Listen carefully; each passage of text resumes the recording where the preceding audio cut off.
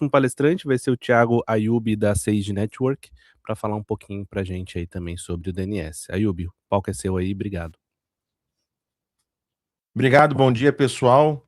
E, poxa, que evento bacana. A fala inicial do Daniel Fink foi bastante importante. A operação DNSSEC é uma forma da gente reconquistar a confiança dos internautas sobre o serviço DNS. E a gente passou, na virada do milênio, por uma cultura muito grande de desconfiança sobre o DNS do provedor, de como ele fosse uma fonte de espionagem, venda de dados para publicidade. Isso, na prática, no Brasil, isso não acontece. Os dados que o DNS pode prover para a publicidade, eles são ruído, eles não têm um valor financeiro significativo. Imagina, numa casa, né, que tem um IP público, um IP através do NAT, qual for a pessoa que está consultando sobre saúde, é um homem, uma mulher, é criança, adulto, idoso, então a publicidade ela não se beneficia muito desses dados de DNS. E também a gente teve alguns incidentes de segurança com roteadores não seguros, não atualizados, em que alguns malwares eram capazes de entrar no roteador do cliente, alterar para um DNS malicioso, que tinha páginas que faziam phishing. Isso criou, eu percebo, até nos profissionais de TI do Brasil, a ideia incorreta, não, sem nenhum lastro, de que o DNS do provedor é inseguro, de que o DNS do provedor é lento e que por isso é necessário utilizar um DNS externo como 8.8.8, 1.1.1. Você encontra vários materiais, palestras, reportagens em tecnologia, sites de tecnologia, recomendando como se isso fosse uma boa prática, e não é. Como muito bem o Pedro pontuou, e poxa, que alegria falar logo depois do Pedro para poder sublinhar isso. Você, sistema autônomo que provê acesso à internet, você tem algum contrato com esse fornecedor? Se você não tem, você não pode entregar para o seu cliente um serviço tão crucial, um dos pilares da internet, que é o DNS, a partir de uma plataforma gratuita. Estamos numa semana que a gente adiou o nosso sonho do hexacampeonato, mas eu garanto a vocês que a gente é vitorioso em outras frentes, em relação à Noruega e em relação à Argentina, por exemplo, que a gente andou torcendo contra recentemente. O Brasil está mais avançado na adoção do IPv6. E o DNS recursivo é um ótimo lugar para você começar a implantação do IPv6. Eu vi uma mensagem aqui no chat do professor Henrique Godoy, muito bem ressaltado: o poder público deveria exigir nas suas licitações o uso do DNSSEC, e assim como do IPv6. Então, se você na sua organização ainda está atrasado na adoção do IPv6, recomendo começar pelo DNS. E por quê? DNS, ele está na camada OSI Layer 7, ele é uma aplicação. Então, mesmo que o seu endpoint, mesmo que o seu usuário final não esteja com o IPv6 ativo, pelo menos o seu DNS recursivo consultará o autoritativo em IPv6, ajudar a popular seu cache em IPv6, mesmo de entrada de IPv4. É exatamente isso, é descolado. A comunicação entre DNS recursivo e DNS autoritativo pelo protocolo DNS não tem nada a ver com o conteúdo da resposta, se é um A-address IPv4 ou se é um quad A em IPv6. Então, para quem está atrasado, onde começa a implantar IPv6 na minha rede? Comece pelo DNS recursivo. Você já começa a colher os frutos, as vantagens que o IPv6 dá através dessa mudança e aumenta a sua resistência a ataques de DOS, que o IPv6, até o momento, é uma rede mais tranquila. Pode mudar a qualquer momento, mas por enquanto conversamos, é sobre isso. Bom, eu comecei a compartilhar meus slides. Vocês estão vendo os slides? Confirme alguém para mim. Se já posso começar os slides. Pessoal da organização.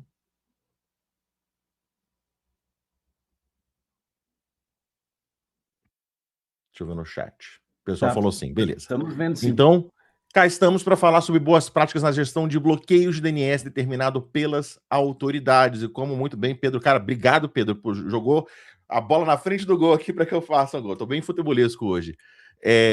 Essas obrigações e ordens de bloqueio não podem ser cumpridas se você entrega para o seu cliente final um DNS recursivo externo. Então é importante, para que você cumpra com as determinações das autoridades, que você tenha um controle do seu DNS e não coloque lá no seu IPOE, no seu PPPoE, para utilizar um DNS externo.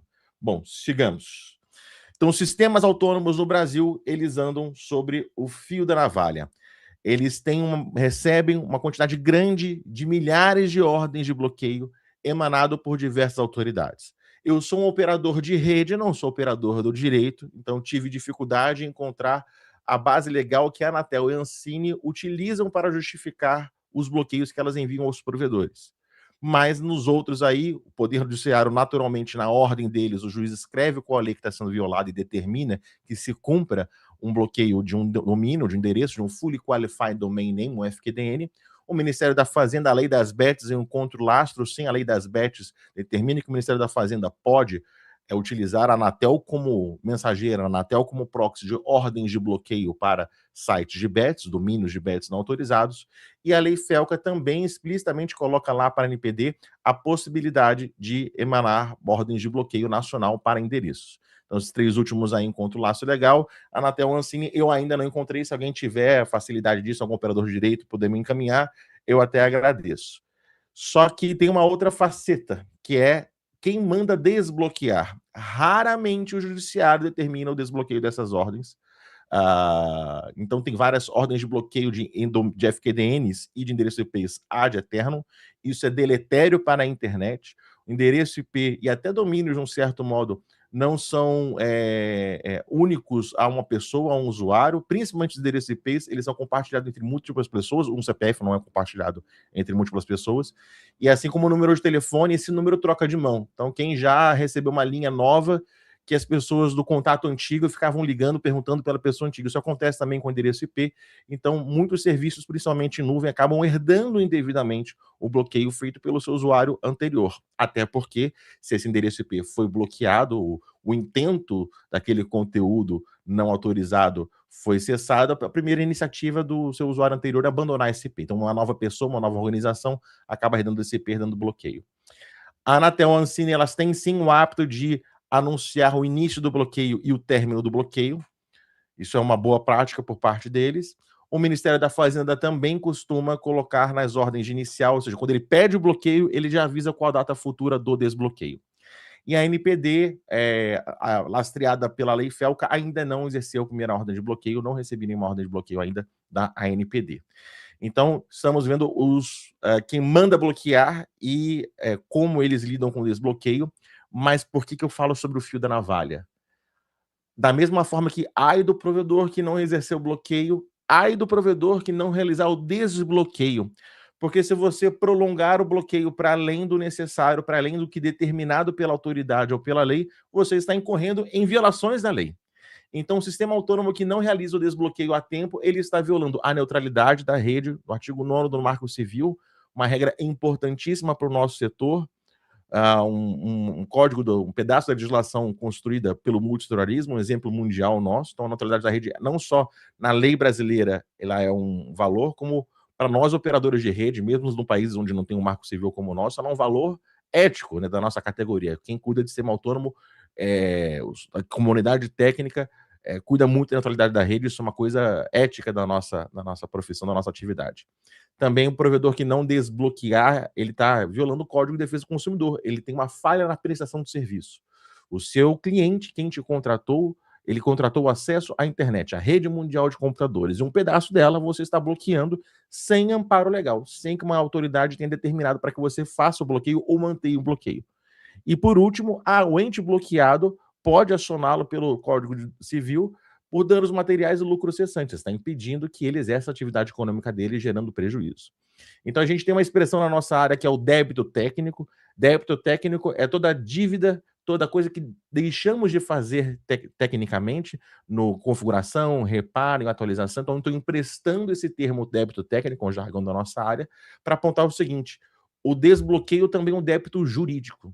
Jurídico e até ético. Assim, como operadores de rede, de uma rede neutra, que a gente não interfere no conteúdo, não estamos interessados no conteúdo que a gente transporta. Como mensageiro, somos agnósticos em relação ao conteúdo. Se a gente prolonga indevidamente o bloqueio, nós estamos também gerando débito jurídico e desrespeitando o valor importante da rede mundial de computadores.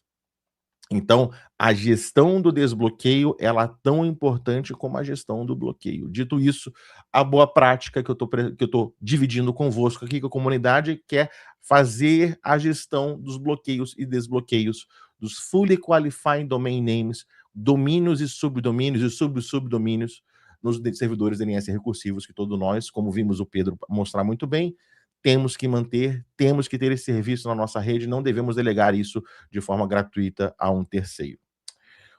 Como que isso é usualmente feito? Você tem um arquivo lá no seu daemon favorito, meu favorito é Unbound, você tem algum arquivo lá de bloqueios, como blocks.conf, e aí você tem as local zones, você está definindo quais são os domínios que você quer bloquear, e aqui já faço um destaque sobre a forma de bloquear. Eu tenho optado, deixa eu voltar aqui, perdão. Eu tenho optado por colocar o NX domain como resposta, não acho boa outras respostas como refuse, que eu acho que ela semanticamente até estimula o recursivo a ficar procurando secundário, terciário, se ele tiver uma lista maior, que não é intuito. O intuito não é recusar, olha, não me pergunte isso, sem dizer que está indisponível, né?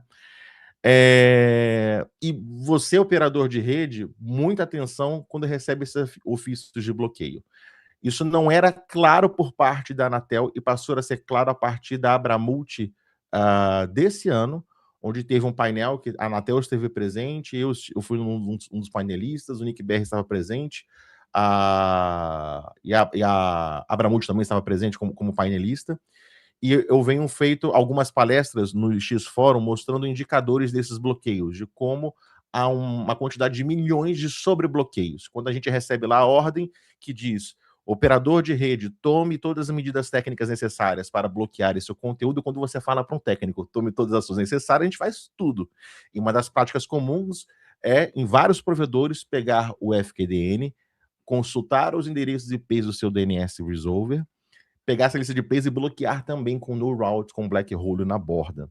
Que isso era uma medida, é um desejo do técnico de acatar a ordem da forma como foi expressa, como a fraseologia da autoridade. E isso gera, naturalmente, bloqueios em excesso.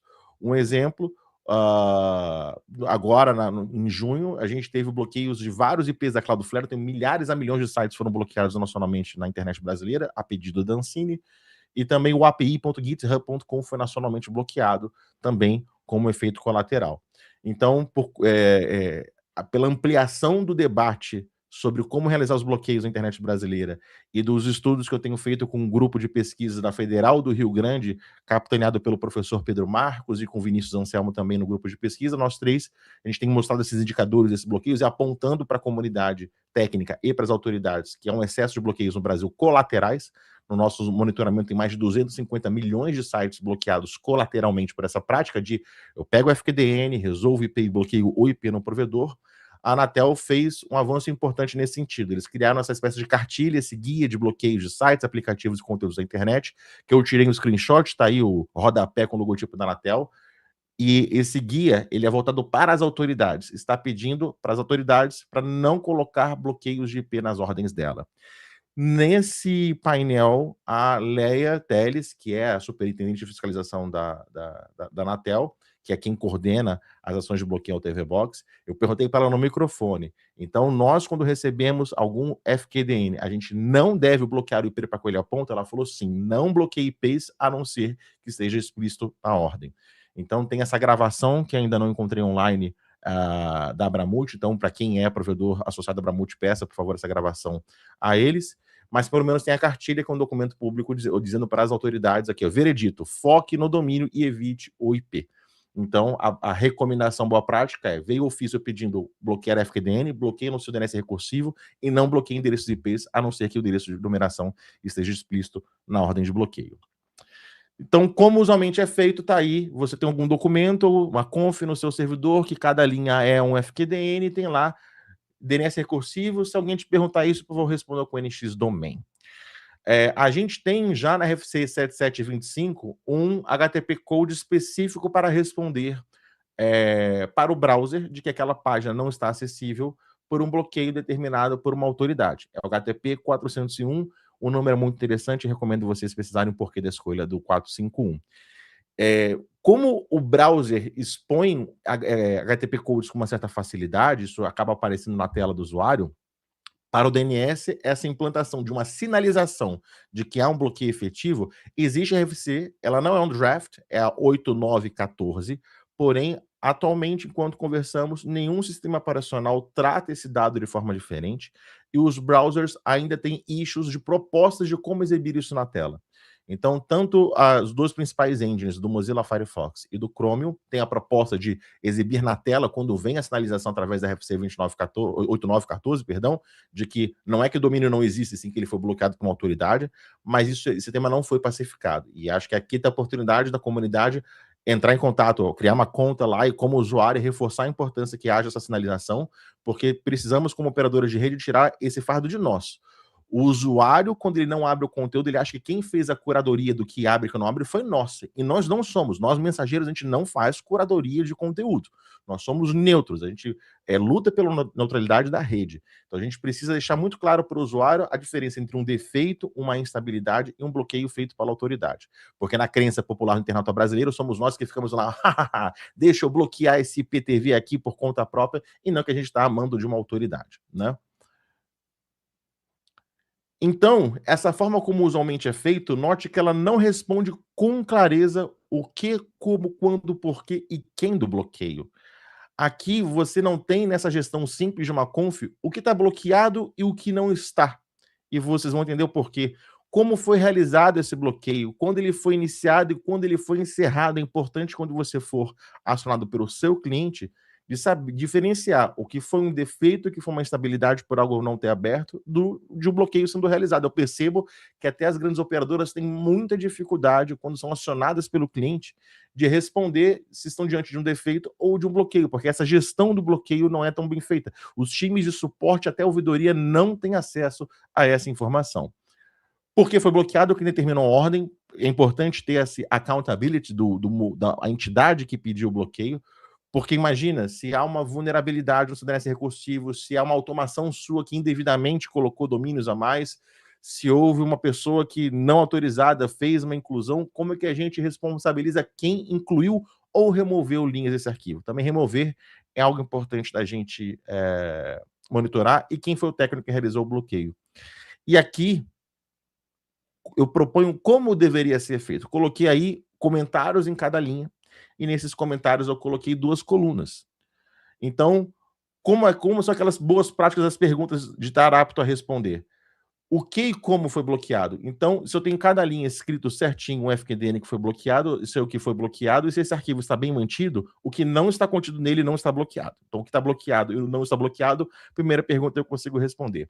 O como, o que eu quero analisar o como? Às vezes, você vê no passado, anteontem, um site X não abria. A gente precisa saber se anteontem ele estava ou não estava nessa lista, né?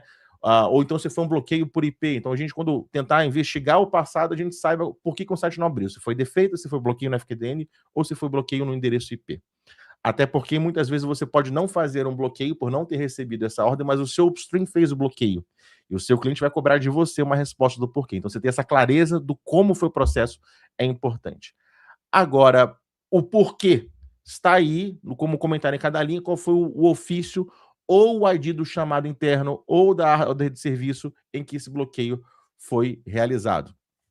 E agora o quando, pelo menos nessa gestão aqui, a gente tem a data de expiração para você não fazer o bloqueio prolongado indevidamente. Só que você não tem um controle da linha do tempo, não tem a clareza do quando começou e quando terminou. Essa proposta aqui de colunas nessa conf comentário é melhor do que o padrão que eu mostrei inicialmente para vocês, que não tinha nenhum desses metadados, mas o quando é bom que a gente tenha o início e o fim desses bloqueios para poder responder perguntas do passado.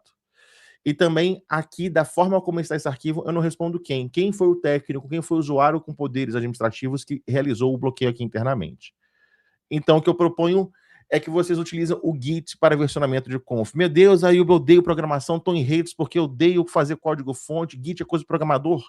Não é não. Git é uma ferramenta poderosa para você fazer versões de arquivo texto. Você tem aí um arquivo à esquerda, em vermelho, as linhas que foram removidas, alteradas, em relação ao verde. Você consegue colocar lado a lado uma conf, ver o que mudou, quem mudou e quando. Então, Git para versionamento de conf. Então, recomendo que vocês registrem no Git todas as alterações no arquivo de bloqueio, como um commit. Cada técnico ou ferramenta de automação deve ter um login individual para que você responda quem fez o bloqueio. Faça o push, o envio da atualização do arquivo para um repositório central, e lá no teu recursivo você faz o pull, você baixa em ambiente de produção. Recomendo que você não edite ao vivo esse arquivo de bloqueios no próprio servidor autoritativo, e automatize os 2 últimos passos. Então, o envio da versão dos bloqueios e desbloqueios, e o download lá no teu recursivo. Exemplo de automação aqui para você, a base do seu script, para você inspirar e fazer o seu script customizado. Primeiro aqui estou dando grep, procurando aquele expira, aquele campo da data de expiração. E com a WK eu estou parseando ele para poder pegar a data que está escrito lá e vendo se ela já passou da data atual, né? Se é menor ou igual do que o tempo presente. Esse comando, exatamente como está, vocês podem baixar os slides depois, vai postar todas as linhas do seu arquivo de bloqueio daquilo que já expirou, ou hoje ou no passado. E aí você pode gerar um alerta no seu Slack, pode gerar um chamado, uma OS, pode gerar um e-mail, aí tempere o seu script a gosto, com a regra do negócio. Mas o coração da ideia é, vou pegar arquivo de bloqueios, vou ver todas as linhas que são anotadas para terem expirado ou hoje ou no passado, isso já atrasei, isso no final de semana ninguém trabalhou. Então tempere o seu script a gosto inspirado nisso. Então a ideia central é, através de uma gestão de bloqueios usando o Git, eu consigo saber o que está em vigor no arquivo de conf, o que está em vigor de bloqueio está no arquivo de conf presente. O que esteve em vigor no passado, eu tenho em qual data cada linha de bloqueio entrou, linha da conf, em qual data ela saiu, quem adicionou e quem removeu. Então consigo responder todas essas perguntas. E a última, o quem, eu vou recomendar para vocês o comando git espaço log, espaço -p, -s maiúsculo, o FQDN que você está procurando. Todas essas informações e metadados, a linha vermelha é uma subtração, uma saída desse arquivo de conf. Então, eu consigo saber que no 7 de julho, aqui nesse timestamp, essa linha saiu. Eu consigo ver no passado, quando ela foi adicionada, ela está com mais ou com linha verde. Então, eu consigo saber qual usuário editou qual linha para remover o bloqueio ou adicionar o bloqueio. Então, agora, com o Git, eu tenho um rastreio completo do que foi bloqueado, desbloqueado, quem, quando, onde, por quê, como. Tá? Então, todas as minhas perguntas estão respondidas. Pessoal, era isso que eu queria dividir com vocês, essa boa prática dessa gestão. Fazer o desbloqueio é tão importante quanto o bloqueio. Não devemos bloquear os IPs quando a ordem somente fala em domínios e FQDNs. Estão aqui meus contatos e estou curioso para saber as perguntas de vocês. Obrigado.